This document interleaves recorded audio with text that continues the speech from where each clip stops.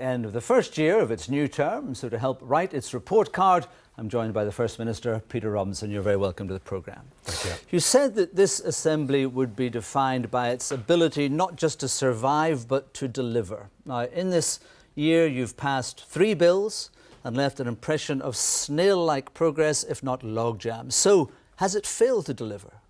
Well, I don't think the public are gagging to see the passage of bills. What they're wanting to see is the executive decisions being taken. I think what you have to recognise is the process of politics. When we go through a 4-year parliament, towards the end of that, all the ministers are clearing their desks, getting bills through, so you have a swamp of bills towards the end of a parliament, which means that when a new one comes in, then they have the position of having to work up the legislation. That usually takes somewhere between a year and 18 months for it to start coming through. But it did take 7 months to draw up a programme for government, which kind of slows things up, doesn't it? Yes, we managed to do it faster this time than the previous occasion. And that's one of the difficulties. I mean, I think we have to recognise that the system of government we have does slow the process down. It's a consensus system of government. We have to get agreement across 5 parties in the executive. That's bound to take a longer period of time. But at the same time, when you've got it done and you've got a programme for government, then it's full steam ahead. You even have the Speaker, a member of your own party, wanting to find out why there's so little business coming through the Assembly. The Assembly sits doing nothing most of the time, it feels. No, we've already had more bills in Northern Ireland with the 6 that are going through at the present time than Scotland or Wales. But it is that process that it takes 12 or 18 months for a bill to be drafted and brought to the Assembly. But you will see when the programme is given over the next couple of weeks that it's a very extensive programme which will, I think, challenge even the record that we set in the last 4 years. So we won't see next year so many private members' bills and discussions on things like grass cutting and high hedges?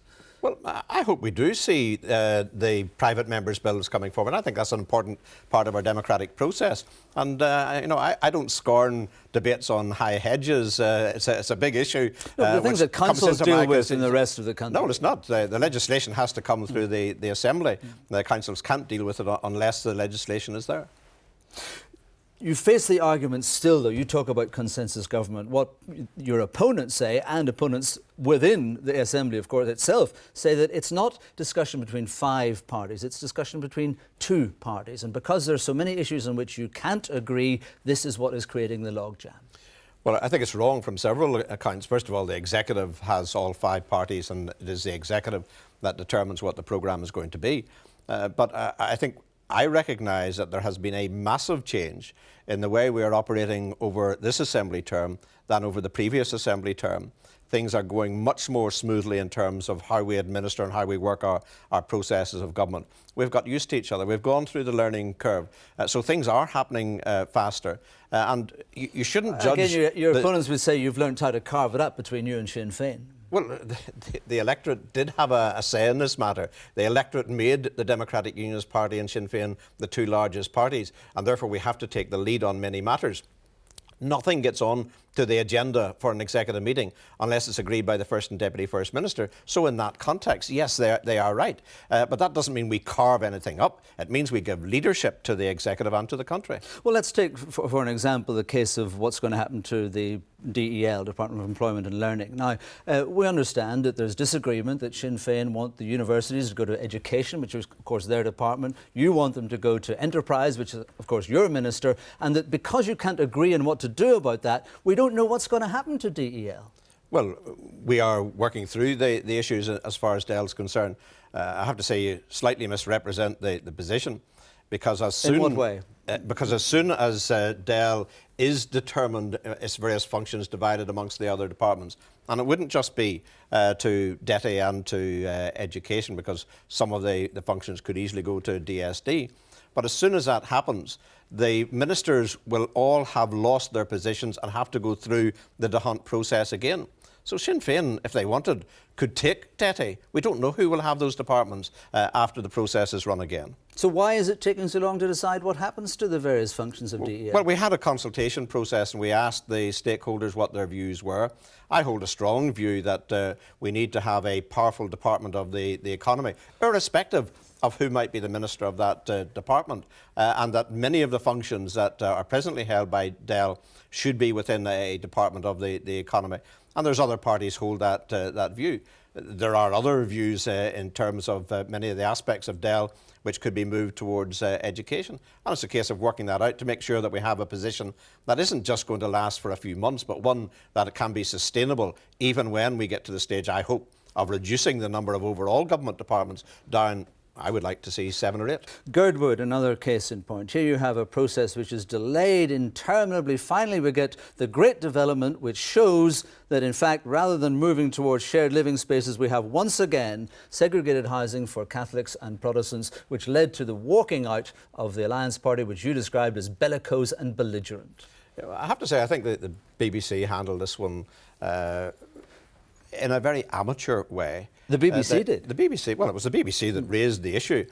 People were rejoicing in North Belfast that agreement had been reached on the Girdwood site. The BBC chose to focus in on one small issue. The Girdwood site wasn't given to us. But it's a hugely significant area, which was the one that was at stake for the whole of the 5 years. Let me make the case, first of all. The Girdwood site was given to us to develop, not for housing, to develop in the best interest of all of the people of Northern Ireland. It was one of the number of military sites that was handed over. And 95% of that site will have various functions and developments on it which will be shared by the whole of the community. That's good. That's a positive step forward. There's an issue of housing, but the Girdwood site isn't the answer to North Belfast's housing problem. There will be proposals elsewhere in North Belfast. There are proposals already working their way through elsewhere in North Belfast to resolve the housing issue. Yes, but housing was at the centre of the logjam over the Girdwood site. You know that. I mean, we have done Hearts and Minds films about that. And we were able to work our way through it, and we were able to get an agreement amongst all of the political parties as to how we move forward. Well, hold on. You had the SDLP reneging from its support for the press conference, and then you had the Alliance Party walking out. You can't say you had 5-party agreement. Well, hold on. I don't think that the Alliance Party has much representation around that area. But let's be very clear. The parties that were involved in reaching an agreement reached an agreement that was acceptable to all of them. What any political party does after the fact is entirely a matter that they're going to have to explain to the public why they reached an agreement and then renege from it.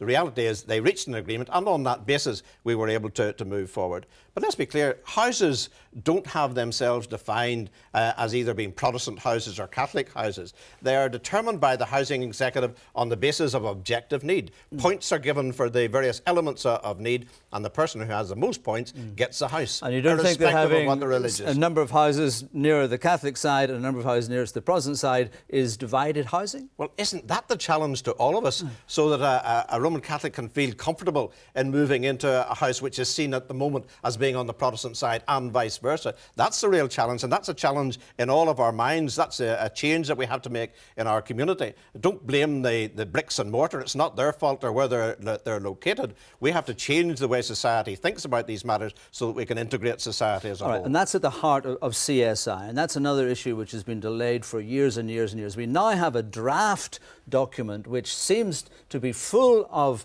aspiration. It talks of action plans and reviews, but has very little in terms of concrete action. So that's going to be another 5 or 10 years before we see any action there. Further delay, further stasis. Well, first of all, I would hope that there was some aspiration in what is a strategy. That's what we expect to have out of it. And there's been very significant consensus, even when the Alliance Party was there, on the matters relating to the cohesion and sharing and integration. So progress was being made. There were some areas, probably about 4 or 5 areas, where parties had differences. There were issues that I would have liked to have seen, particularly around shared education, which would have been much more upfront and which would have been much more ambitious. But that's what consensus government's about. You get the highest level of agreement that it is possible, and then those who want more continue to campaign after the strategy is agreed. Now, I'm happy to say that more recent reports from the CSI working group indicate that real progress has been made over the last number of weeks, and we expect that within a fortnight that the Deputy First Minister and I will receive the report from the working group, and that stage I think we would want to be consulting with other parties. And yet on issues like flags, it seems to be completely still at sea. Agreement there seems as far away as ever. But I don't know why you're surprised take it to any deliberative forum, any issue, and you'll find that there will be people that will hold different positions. There's nothing odd about the fact what I'm that saying we is might it's have a taken different so view. long to get to this stage. I mean, we're going back 10 years here and we're still far from resolution. No, we've been making steady progress on the issue. We're almost at the stage where we will have a report that will have the highest level of agreement.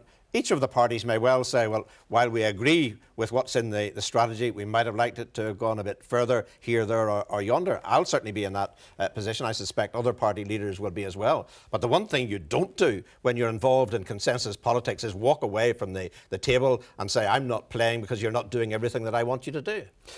Let's move on. Victims. Is Evelyn Glenn Holmes a suitable person to be in the Victims Forum? I wouldn't have chosen her. Does that mean she's not suitable? I wouldn't have chosen her as a representative because of the obvious and indeed proven fact that it causes pain and hurt to many in our community. She's not somebody I would have appointed if I'd had the power of appointment. She has no conviction. She's been campaigning for the peace process for a number of years, dealing with prisoners. Many would say she's the ideal person. Well, there are some who will say that she is a suitable person. There are many more who will say that she isn't. That's a matter, obviously, for the Victims Commissioner.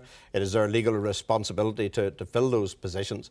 It's just not a choice that I would have made. Do you think that her presence on the forum will destabilise it? Well, I haven't got that indication from any of the others that I believe are to be appointed. That's something we'll see when it sits and works, and that's the challenge to Evelyn Glenholm, and it's the challenge to other members to see if they can work through those issues. We're going to be faced with many of these difficult kind of decisions, and there will be many decisions taken that not everybody will agree with. But we are moving forward as a society, and we do need to make progress.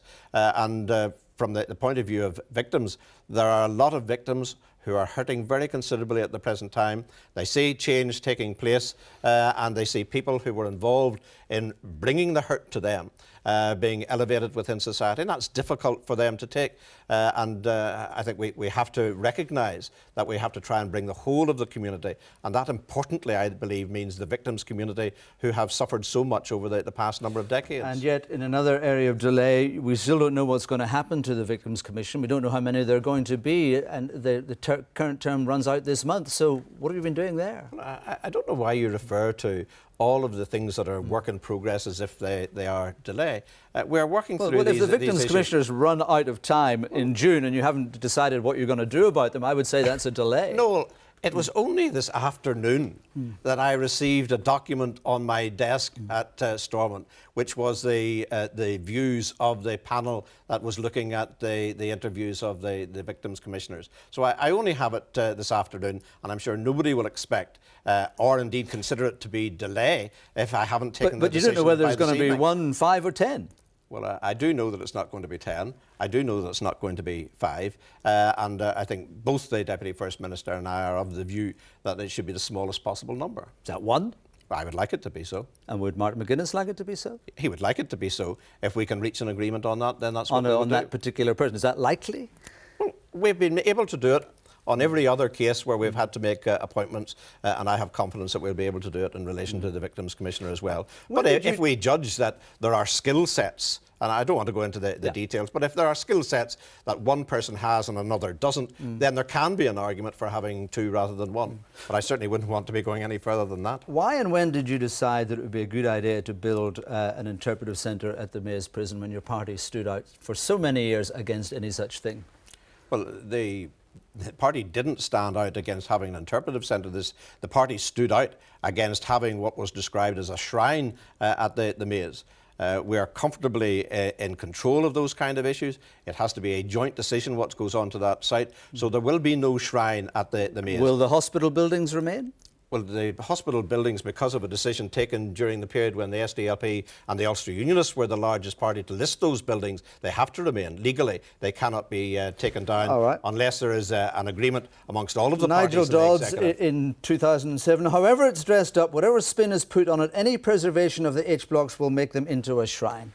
Well, it depends how you use the existing building. No, whatever spin is put upon it, however it's dressed up, he said. No, we are not talking about the issue. The Interpretive Centre is not on the old buildings in the maze. This is a custom-built, state-of-the-art building for that single purpose alone, which we are constructing with the assistance of European So those funding. buildings will remain. You can't do anything about that. We can't do anything about it. We can determine how they will be used. But as far as the Interpretive Centre, that is a new facility for a peace and reconciliation And how do you centre. foresee those buildings being used? I failed to see, we haven't decided how the old buildings are going to be used. We have decided how the new building is going to be used, and it's going to be used as a peace and reconciliation centre of international standing. And I would have thought that there are very few people who will see a peace centre as being a shrine for terrorism. Mr. Thompson, this is the last occasion we'll have to talk to you in Hearts and Minds. You may know that the programme is coming to an end. I want to ask you to reflect a little bit. I think there's a bit of revisionism creeping in, may I suggest. I mean, you talked in Dublin a few weeks ago about the Good Friday Agreement being a significant development. This is the document which your predecessor, Ian Paisley, described as treachery. You said that Unionists were slow in 1972 to realise that some form of power sharing would be inevitable. Your party was largely instrumental in the downfall of the Sunningdale power sharing agreement. I wonder if you're indulging in revisionism. Well, first of all, I think there will be very few people who consider the use of the term significant event, which I think is what I said, who will consider that it isn't appropriate to use that to the signing of the Belfast Agreement. Whether you like it or whether you don't like it, it's still a significant event, and one which... But you wouldn't say treacherous? Well, I believe that it was wrong-headed completely. I think I did say it was treacherous. I suspect I said much worse about the Belfast Agreement. To sign up to an agreement which allowed people into an executive while they were still, their organisation was still involved in terrorism, still involved in gangsterism, I think was absolutely Of course, mad. you condemned the Alliance Party for boycotting the CSI. You boycotted the agreement and the Stormont for many years, of course, didn't you? Yeah, we weren't prepared to sit down with those who were still involved in terrorism. And that was the whole principle at St Andrews about the change that took place that made it a successful political process. That's why the Belfast Agreement process failed. That's why it collapsed on 4 occasions. What about the statement we about succeeded because we had stable Unionists? government through the decisions that were taken by the DUP at St Andrews. What about the statement about 1972 Union? You include yourself in that you were slow is probably putting it mildly, to recognise that some form of power sharing would be required? Well, I think it's very easy after the event, as I have, to be able to look back over history and say if we had done this, that or the other, things might have been different. And I think there is a recognition that there are things, it'd be a very poor politician, in fact it would be a dishonest politician, who would look back over their life and say, I wish I'd done something slightly different there, I might have had a better result. Would you apologise for making those mistakes? I don't have to apologise. I'm recognising and acknowledging the fact that there are many things in our past where